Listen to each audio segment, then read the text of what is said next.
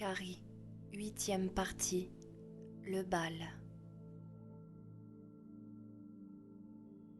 Elle passa sa robe pour la première fois le matin du 27 mai dans sa chambre. Elle avait acheté un soutien-gorge spécial pour la porter qui mettait sa poitrine en valeur, non qu'elle en eût besoin le moins du monde, laissant la partie supérieure à découvert. En la sentant sur ses épaules, elle éprouva une sensation étrange, irréelle, faite à la fois de honte et d'orgueilleuse excitation. La robe lui arrivait presque aux chevilles. Le bas s'évasait en corolle, mais la taille était très ajustée, le tissu riche et insolite contre sa peau, habituée au coton ou à la laine. Elle avait l'air de bien tomber. En tout cas, elle tomberait bien avec les nouveaux souliers. Aussitôt, elle les chaussa, agrafa le collier et se dirigea vers la fenêtre. Elle n'aperçut dans la vitre qu'un reflet fantomatique et frustrant de sa silhouette, mais rien ne semblait clocher. Plus tard, peut-être, pourrait-elle. La porte s'ouvrit à la volée derrière elle, avec simplement un léger déclic du pêne, et Carrie se retourna pour se retrouver face à sa mère. Elle était en vêtements de travail, avec son sweater blanc et son sac noir à la main. De l'autre, elle tenait la Bible de Papa Ralph. Un long instant, elles se dévisagèrent. Sans presque en avoir conscience, Carrie sentit son dos se redresser jusqu'à ce qu'elle se tînt parfaitement droite dans la flaque de soleil printanier qui illuminait le plancher. « Rouge », murmura maman. « J'aurais dû m'en douter qu'elle serait rouge. » Carrie resta silencieuse. « Je vois tes sales bosses. Tout le monde va les voir. Ils vont regarder ton corps. Le livre dit... Ce sont mes seins, maman. Toutes les femmes en ont.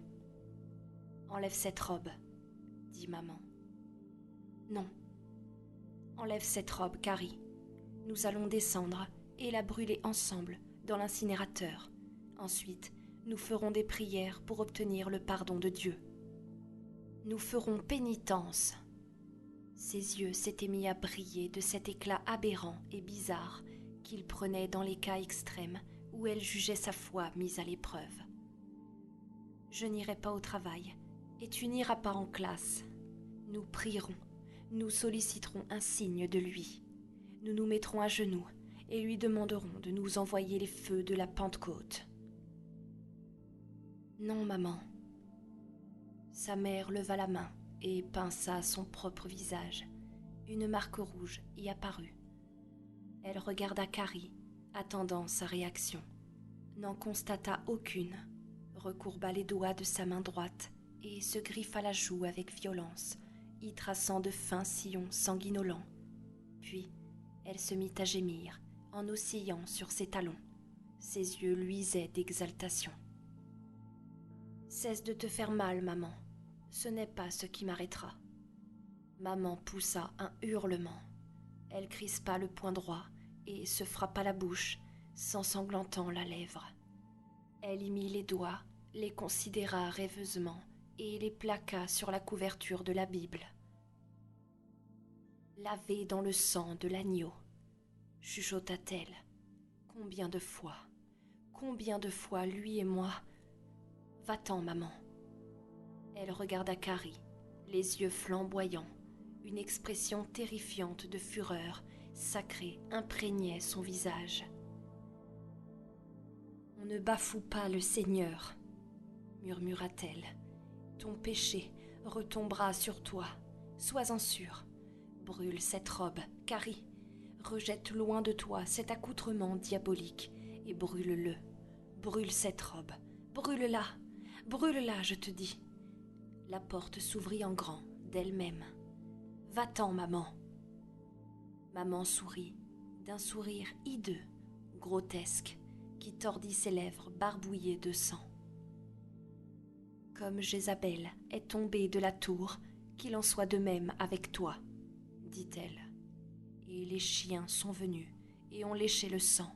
C'est dans la Bible, c'est... » Ses pieds se mirent à glisser sur le plancher et elle baissa les yeux pour les regarder, stupéfaite. Les lattes de bois semblaient soudain changer en glace. « Arrête ça !» hurla-t-elle. Elle était dans le couloir maintenant. Elle s'accrocha au chambranle et s'y cramponna un moment. Puis, ses doigts lâchèrent prise, sans raison apparente. « Je t'aime, maman, » dit Carrie, d'une voix égale, et cela me fait beaucoup de peine. Elle imagina la porte qui se fermait, et à la seconde même, le panneau pivota, comme rabattu par un coup de vent. Avec précaution, comme pour ne pas la blesser, elle dégagea les mains mentales avec lesquelles elle avait repoussé sa mère. L'instant d'après, Margaret cognait à la porte. Carrie la maintint close, les lèvres tremblantes. « Il y aura un jugement !» éructa Margaret White. « Je m'en lave les mains. J'ai fait ce que j'ai pu. »« C'est Ponce Pilate qui a dit cela, » observa Carrie. Sa mère s'en alla. Quelques minutes plus tard, Carrie la vit qui descendait le perron et traversait la rue pour se rendre à son travail. « Maman, » dit-elle à mi-voix, le front appuyé contre la vitre.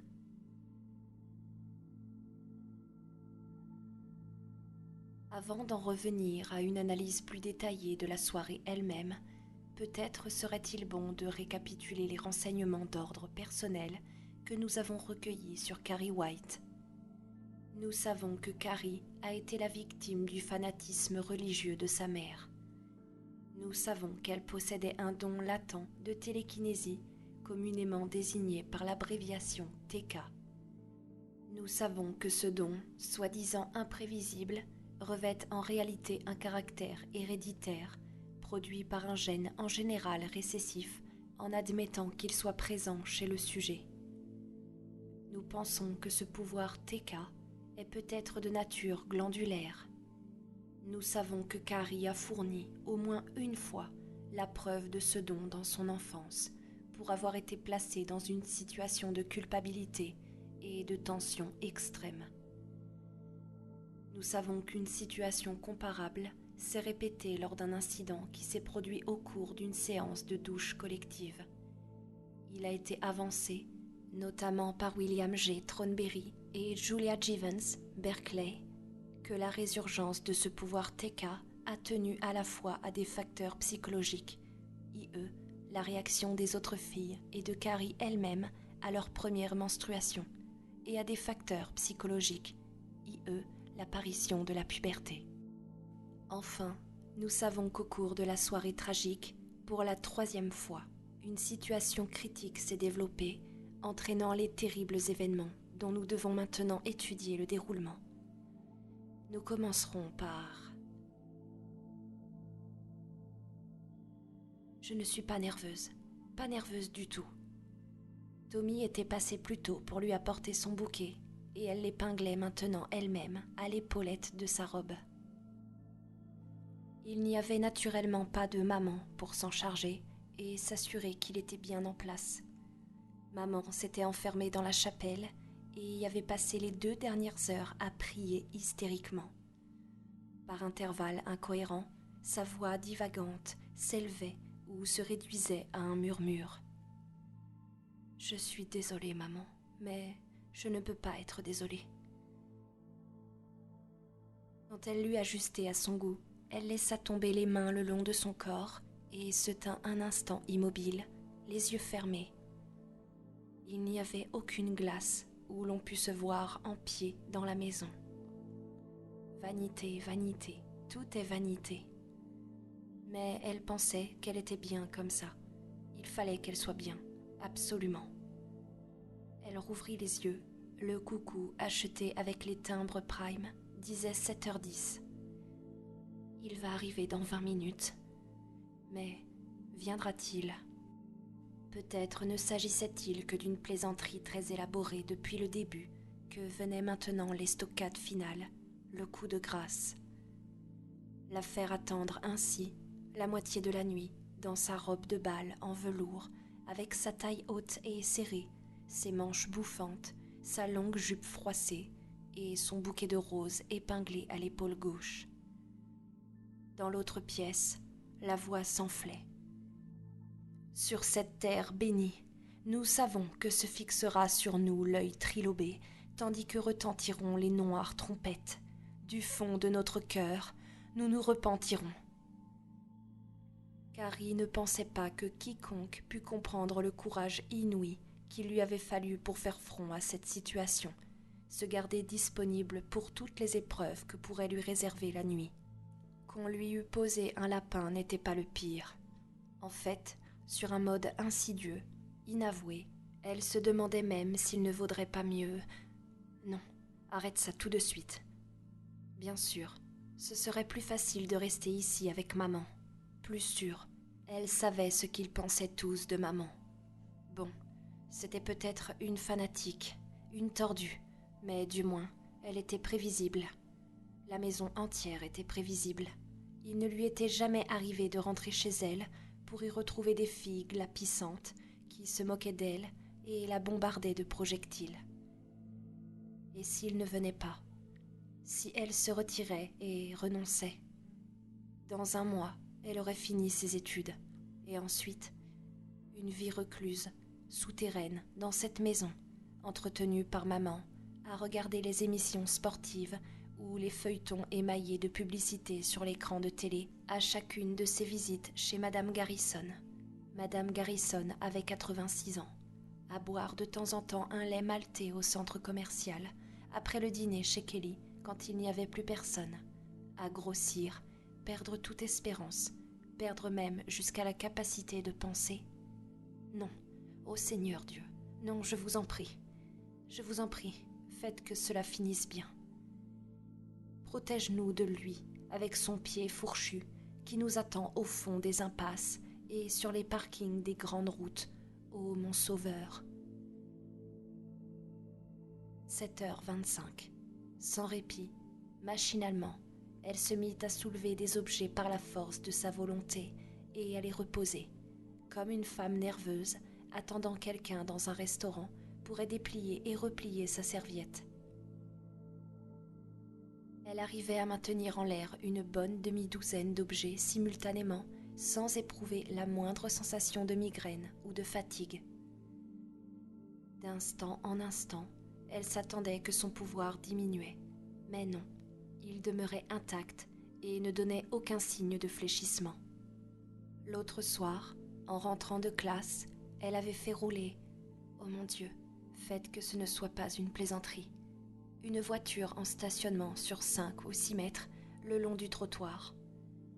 Les passants avaient contemplé le phénomène avec des yeux exorbités, et elle aussi, bien sûr, avait pris l'air étonné, mais intérieurement, elle souriait. Le coucou jaillit de sa niche et parla une fois, 7h30. Elle avait commencé à s'inquiéter du terrible surmenage que semblait imposer à son cœur, à ses poumons et à son thermostat interne l'exercice de son pouvoir. Elle se demandait si, dans un effort particulièrement intense, son cœur ne risquait pas d'éclater littéralement. C'était un peu comme d'habiter le corps d'un autre et de l'obliger à courir, courir, courir. Ce serait à l'autre corps, et non pas à soi-même, de payer la rançon de cet effort. Elle se rendait compte, peu à peu, que son pouvoir était assez semblable à celui des fakirs indiens qui marchent sur des charbons ardents, s'enfoncent des aiguilles dans les yeux ou s'enterrent allègrement durant 1 mois ou plus. La lutte de l'esprit contre la matière, sous n'importe quelle forme, s'accompagne d'une dépense d'énergie physique considérable. 7h32. Il ne va pas venir. Non, il ne viendra pas. Il est là dehors, à se moquer de toi avec ses amis.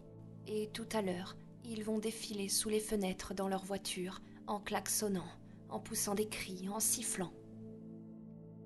Tristement, elle se concentra pour soulever la machine à coudre et lui faire décrire dans l'air des cercles de diamètre croissant. Et protège-nous aussi des filles rebelles, possédées par l'esprit du malin. « Tais-toi » hurla soudain Carrie. Il y eut un silence, Puis, la psalmodie s'éleva de nouveau. 7h33. Il ne vient pas. Alors, je démolis la maison. L'idée lui vint naturellement, spontanément. D'abord la machine à coudre, projetée à travers le mur du salon. Le canapé par une fenêtre, les tables, les chaises, les livres, les tracts volants en tous sens. Tous les tuyaux arrachés et continuant à cracher comme des artères extirpées de la chair. Le toit même, si son pouvoir s'étendait jusque-là, projetant des tuiles plates dans la nuit, comme des pigeons effarouchés. Un pinceau lumineux illumina la fenêtre. D'autres voitures étaient déjà passées, lui faisant battre le cœur, mais celle-ci roulait beaucoup plus lentement. Oh. Elle courut à la fenêtre, incapable de se maîtriser, et c'était lui, Tommy, qui descendait de sa voiture, et même à la lumière du lampadaire, il était beau, vivant et presque croustillant. La bizarrerie du mot lui donna envie de rire. Maman avait cessé de prier. Elle prit son écharpe de soie légère, endrapa ses épaules nues. Elle se mordit la lèvre, tapota sa chevelure, elle aurait vendu son âme pour un miroir. Le timbre dans l'entrée émit sa vibration mate. Elle se força à attendre un instant, réprimant le frémissement de ses mains jusqu'au deuxième coup de sonnette. Puis, à pas lents, elle s'avança dans un froissement soyeux. Elle ouvrit la porte. Il était là, presque aveuglant, en veste de smoking blanc et pantalon noir. Ils se regardèrent sans échanger un mot. Elle se dit que, si jamais le moindre son déplacé franchissait ses lèvres, son cœur se briserait et que s'il riait, elle mourrait. Elle sentit réellement, physiquement, toute sa pauvre vie se contracter, se réduire en un point qui pouvait être la fin de toute chose ou l'accès à un univers nouveau et lumineux. Enfin, d'une voix éperdue, elle demanda « Je te plais ?»« Tu es très belle, » répondit-il, et elle l'était. Tandis que ceux qui devaient assister au bal de printemps d'Ewan se rassemblaient devant le collège ou quittaient les buffets d'accueil, Christine Argensen et William Nolan se retrouvaient dans une chambre au premier étage de la taverne, appelée le Cavalier, en lisière de la ville. Nous savons qu'ils s'y étaient donné rendez-vous plusieurs fois depuis quelque temps. Ces détails figurent au dossier de la commission White. Ce que nous ignorons en revanche, c'est si leur plan était précis et bien arrêté, ou s'ils ont agi plutôt sur un coup de tête. « Ce n'est pas encore l'heure ?» demanda-t-elle, dans l'obscurité. Il consulta sa montre. Non. À travers le plancher, leur parvenaient les échos étouffés du jukebox, jouant « She's Got to Be a Saint » par Ray Price. Le Cavalier, songea Chris, n'avait pas changé son répertoire de disques depuis la première fois qu'elle était entrée dans la boîte, 2 ans plus tôt, avec une fausse carte d'identité. Naturellement, elle s'était limitée au bar à l'époque, sans monter au piole spécial de Sam Deveau. La cigarette de Billy brasillait dans la nuit, comme un œil malfaisant. Elle la considérait pensivement.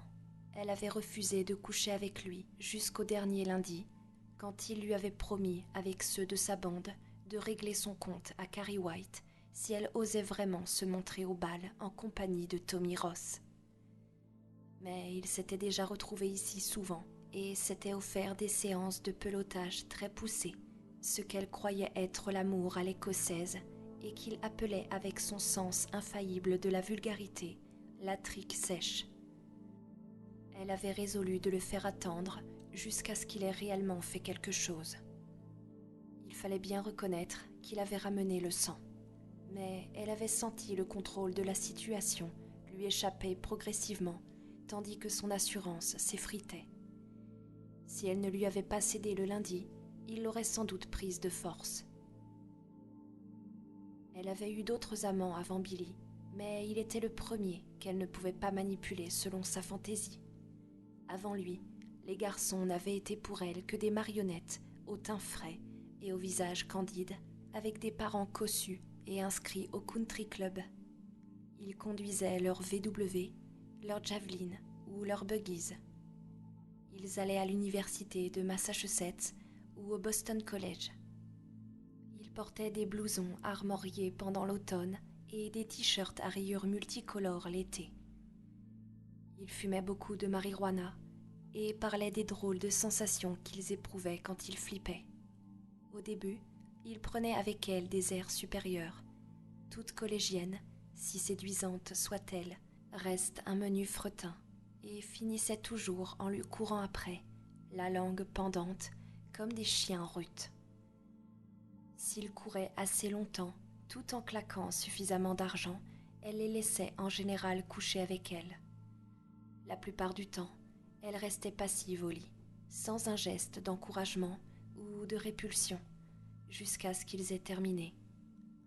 Plus tard, elle déclenchait elle-même son orgasme solitaire, considérant l'incident comme négligeable et sans écho. Elle avait rencontré Billy Nolan à la suite d'une descente de flics dans un appartement de Portland où il se droguait en bande. 4 étudiants, y compris le compagnon de Chris pour la soirée, s'étaient fait ramasser comme des tenteurs de drogue. Chris et les autres filles avaient été inculpés pour leur présence dans l'appartement. Son père avait réglé l'affaire avec efficacité et sang-froid et lui avait demandé si elle se rendait compte des répercussions que pourrait entraîner pour lui et sa carrière une condamnation de sa fille par le tribunal pour usage de drogue. Elle lui répliqua qu'elle doutait que sa carrière ou lui-même puisse être compromis par quoi que ce soit et il lui confisqua sa voiture. 8 jours plus tard, Billy lui offrit de la ramener du collège un après-midi et elle accepta. Il était ce que les autres garçons appelaient un pet-zouille, un pull à sueur. Pourtant, quelque chose en lui l'attirait et, maintenant, étendue, somnolente sur ce lit clandestin, mais sentant monter en elle une excitation mêlée de crainte voluptueuse, elle songeait qu'au début du moins, cette attirance tenait à sa voiture. Une voiture aux antipodes des véhicules de série anonymes de ses flirts habituels, avec leurs vitres bien étanches, leurs volants classiques, l'odeur vaguement déplaisante des sièges en plastique et produits lave-glace. La guimbarde de Billy était sans âge, sans couleur, sinistre. Le pare-brise laiteux sur son pourtour donnait l'impression d'être atteint d'un début de cataracte. Les sièges étaient instables et démantibulés. Des bouteilles de bière roulaient et s'entrechoquaient à l'arrière. Ses flirts de collège buvaient de la Budweiser. Billy et ceux de sa bande buvaient de la Rheingold. Et elle dut caser ses pieds de part et d'autre d'une énorme boîte à outils, graisseuse et sans couvercle. Les outils qui s'empilaient étaient de marques variées et on pouvait supposer qu'ils avaient été volés pour la plupart. La voiture puait le cambouis et l'essence. Le ronflement des tuyaux d'échappement montait avec entrain à l'intérieur par le plancher rongé de rouille et sans tapis. Une rangée de cadrans était fixée sous le tableau de bord d'origine, dont un indicateur de pression d'huile et un tachymètre, à quoi ça pouvait bien servir. Le train arrière était relevé et le capot piquait du nez vers la route. Et naturellement, il conduisait très vite. La 3e fois qu'il l'avait ramené, l'un des pneus avant, pratiquement lisse, avait éclaté à plus de 90 à l'heure. La voiture s'était mise en travers dans un long crissement de pneus et Chris avait hurlé brusquement, certaine de mourir. L'image de son corps disloqué et saignant, gisant au pied d'un poteau télégraphique, comme un tas de chiffons, lui traversa l'esprit comme un flash photographique. Lâchant un chapelet de jurons, Billy donna une série de coups de volant frénétiques et la voiture finit par s'immobiliser sur le bas-côté gauche. Quand elle sortit de la voiture, elle crut bien que ses genoux ne la soutiendraient pas et constata que la voiture avait brûlé de la gomme en zigzag sur une bonne vingtaine de mètres. Déjà, Billy ouvrait le coffre et en sortait un cric en grommelant. Il n'avait pas une mèche de déplacer. Il passa devant elle, une cigarette pendant au coin de la bouche. « Amène-moi la boîte à outils, bébé, » dit-il. Elle n'en revenait pas. Elle ouvrit et referma la bouche à 2 reprises, comme un poisson hors de l'eau, avant de pouvoir articuler. Je... Sûrement pas. Tu as failli Tu failli espèce de salaud. Et puis en plus, c'est dégoûtant. Il pivota et posa sur elle un regard froid. Tu me la portes tout de suite, ou je t'emmène pas à la boxe demain soir. Je déteste la boxe. Elle n'y était jamais allée, mais sa colère et son indignation exigeaient le recours à l'absolu. Ses flirts habituels la traînaient à des concerts rock qu'elle détestait aussi. Il se retrouvait toujours assis près des spectateurs qui ne s'étaient sûrement pas lavés depuis des semaines. Il haussa les épaules, retourna devant la voiture et se mit à actionner le cric. Elle lui apporta la boîte à outils, tachant de graisse son pullover tout neuf. Il émit un grognement sans se retourner. Son t-shirt était sorti de son pantalon et la peau apparaissait au niveau de ses reins, lisse, bronzée, frémissante de muscles. Fascinée, elle se surprit à se passer la langue sur les lèvres. Les mains tout de suite noires et terreuses, elle l'aida à changer les roues. La voiture oscillait dangereusement sur le cric et le pneu de la roue de secours était par endroits usé jusqu'à la toile. Une fois le travail terminé, quand elle remonta dans la voiture, de larges taches graisseuses maculaient à la fois son pullover et son élégante jupe rouge. « Si tu t'imagines, » commença-t-elle, tandis qu'il prenait le volant. Il se glissa le long du siège et l'embrassa, tout en la pétrissant avec rudesse, de la taille au sein. Son haleine empestait le tabac, il dégageait une odeur mêlée de brillantine et de transpiration.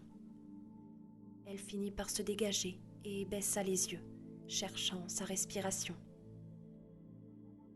Son pullover était constellé de crasse et de cambouis. 27,50 $ chez Jordan March et maintenant bon pour la poubelle. Elle se sentait violemment, presque douloureusement excitée. « Comment tu vas expliquer ça ?» dit-il, et il l'enlaça de nouveau. Elle eut l'impression qu'il riait tout en l'embrassant. « Caresse-moi, » lui dit-elle à l'oreille. « Caresse-moi partout, salis-moi. » Il ne se le fit pas répéter. Un de ses bas nylons se déchira. Il lui retroussa sa jupe ultra courte au-dessus de la taille. Sans la moindre délicatesse, il fouilla à tâtons entre ses cuisses. Et quelque chose, peut-être, le fait d'avoir frôlé la mort, provoqua chez elle un orgasme brusque et intense. Elle était allée avec lui à la boxe. 8h moins le quart, dit-il, et il se mit sur son séant. Puis, il alluma la lampe, sortit du lit et commença à s'habiller. Son corps la fascinait toujours. Elle pensa à la soirée du lundi précédent et à ce qui était arrivé. Il avait... Non. Il serait bien temps d'y repenser plus tard, quand cela lui ferait assez d'effet pour provoquer en elle plus qu'une stimulation stérile. Elle s'assit à son tour au bord du lit et passa une culotte transparente. « C'est peut-être une mauvaise idée, » dit-elle, sans trop savoir si c'était lui ou elle-même qu'elle mettait à l'épreuve. On ferait peut-être mieux de se remettre au plumard et... C'est une très bonne idée, coupa-t-il, et l'ombre d'un sourire effleura ses traits. Du sang de cochon pour une cochonne. Quoi ? Rien. Allez, fringue-toi en vitesse. Elle finit de s'habiller et comme il descendait par l'escalier de service, elle sentit une sorte d'excitation fébrile s'épanouir, s'irradier dans son bas-ventre, comme une plante grimpante. Vous savez, tout ceci ne me désole pas autant que certains veulent bien le croire. Non qu'ils le déclarent ouvertement, ce sont ceux qui se disent toujours profondément désolés. Cela se passe en général juste avant qu'ils me demandent mon autographe. Mais ils s'attendent à ce que vous soyez désolé. Ils s'attendent à vous voir pleurer, vous vêtir de noir de la tête aux pieds, boire trop ou vous droguer. Ils font des phrases dans le genre de « Oh, c'est une chose navrante, mais vous savez bien ce qui lui est arrivé » et bla bla bla. Mais la désolation est l'exutoire des émotions humaines. On se dit désolé quand on a renversé une tasse de café ou raté un lancer de boule au bowling devant son équipière. Le chagrin véritable est aussi rare que l'amour véritable. Je n'éprouve plus de désolation à l'idée que Tommy est mort. Il se confond trop pour moi avec une sorte de rêve éveillé de mon passé. L'on jugera peut-être cette attitude cruelle, insensible de ma part, mais il a coulé beaucoup d'eau sous les ponts depuis ce bal de printemps. Et je ne regrette pas non plus mon comportement devant la commission White. J'ai dit la vérité, du moins tout ce que je savais. Mais je suis sincèrement désolée pour Carrie. Ils l'ont tous oubliée, comprenez-vous? Ils ont fait d'elle une sorte de symbole et ont oublié que c'était un être humain, aussi réel que vous, lecteur, avec des espoirs et des rêves, elle aussi, et bla bla bla. Inutile de vous dire tout cela, je suppose. Rien ne pourra plus maintenant lui rendre cette réalité dont elle a été retranchée. Mais c'était un être bien vivant, et qui souffrait. Plus que nous nous en rendions compte pour la plupart, elle souffrait. J'éprouve donc pour elle de profonds regrets, et j'espère que ce bal lui a apporté quelque chose. Jusqu'au déchaînement de la terreur, j'espère qu'elle a connu des moments merveilleux, inespérés, envoûtants pour elle.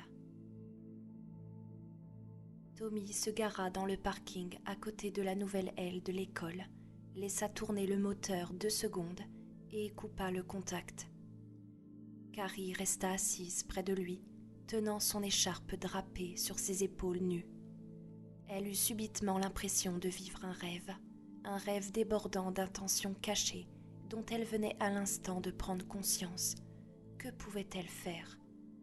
Elle avait laissé maman seule à la maison. « Nerveuse ?» demanda-t-il, et elle sursauta. « Oui. » Il eut un petit rire et descendit de voiture. Elle allait ouvrir sa portière quand il la lui ouvrit lui-même. « Ne sois pas nerveuse, » reprit-il. « Tu es comme Galatée. »« Qui ? Galatée. On en a parlé dans la classe de Madame Evers. C'était une souillon qui s'est métamorphosée en une grande beauté et personne ne l'a reconnue. » Elle réfléchit un instant. « Mais je veux qu'on me reconnaisse, » dit-elle enfin. « Tu as bien raison. Allez, viens. » George Dawson et Frida Jason se tenaient près du distributeur de coca. Frida arborait une espèce de robe corolle en tulle orange et ressemblait vaguement à un tuba. Donna Thibodeau ramassait les billets à la porte avec David Bracken. Tous les deux inscrits à la Ligue de jeunesse, ils faisaient partie de la Gestapo personnelle de Miss Greer et portaient des pantalons blancs avec des blazers rouges, les couleurs de l'école. Tina Blake et Norma Watson distribuaient les programmes et faisaient asseoir les gens à l'intérieur selon les places prévues sur leur plan. Elles étaient toutes les deux en noir et Carrie supposa qu'elles devaient se trouver très chic, mais elle évoquait pour elle des vendeuses de cigarettes dans un vieux film policier. Tous se tournèrent vers Tommy et Carrie à leur entrée et pendant un instant plana un silence contraint, tendu. Carrie éprouva une irrésistible envie de se lécher les lèvres, mais parvint à la réprimer. Puis, George Dawson déclara « Bah mon vieux Ross, t'en fais une bille !» Tommy sourit. « Depuis quand t'es descendu de ton arbre Bamba ?» Dawson se rua en avant, les poings levés, et pendant un instant, la terreur submergea Carrie. Dans l'état d'anxiété où elle était, elle faillit soulever George et l'expédier à l'autre bout du hall. Puis, elle se rendit compte que c'était entre eux un jeu familier, une complicité ancienne et bien rodée. Courbés en avant, la garde haute, ils commencèrent à décrire des cercles, émettant des grognements sourds, feignant de chercher l'ouverture. Puis, George, qui avait été touché 2 fois aux côtes, se mit à vociférer. « Mort aux Viettes ! Les Shintok ont les auras, dans les cages à tigres !» Et Tommy, baissant les poings, se mit à rire. « Surtout ne t'inquiète pas, » dit Frida, s'approchant de Carrie, son nez en coupe-papier penché de côté. « S'ils s'entretuent, moi je te ferai danser. » « Ils ont l'air trop bêtes pour tuer, » hasarda Carrie. « Des vrais dinosaures. » Et comme Frida souriait, elle sentit quelque chose de très ancien, engourdi depuis longtemps, se mouvoir en elle. Puis une onde de chaleur la parcourut. Soulagement, détente. « Où as-tu acheté ta robe ?» demanda Frida. « Elle est formidable. » « Je l'ai faite. »« Faite ?» Frida ouvrit de grands yeux sincèrement surpris. « Sans blague !» Carrie se sentit rougir terriblement. « Oui, c'est moi. J'aime la couture. J'ai trouvé le tissu chez John's à Westover. Le patron est très facile à suivre. »« Attention, attention !» lança George à l'assistance. « La musique va démarrer. » Il roula des yeux, tout en affectant de se déhancher outrageusement. « Du nerf ! Pour nous autres chicanos, faut du rythme à gogo !» Lorsqu'ils pénétrèrent à l'intérieur, George faisait une imitation de Flash Bobby Pickett à grand renfort de grimaces. Carrie parlait à Frida de sa robe et Tommy souriait, les mains enfoncées dans les poches. « Tu gâches la tenue de ton veston », lui aurait fait observer Sue. Mais merde après tout. L'important, c'est que les choses semblaient bien s'engager. Jusqu'ici du moins, tout allait bien. Il leur restait à lui, George et Frida, moins de 2 heures à vivre.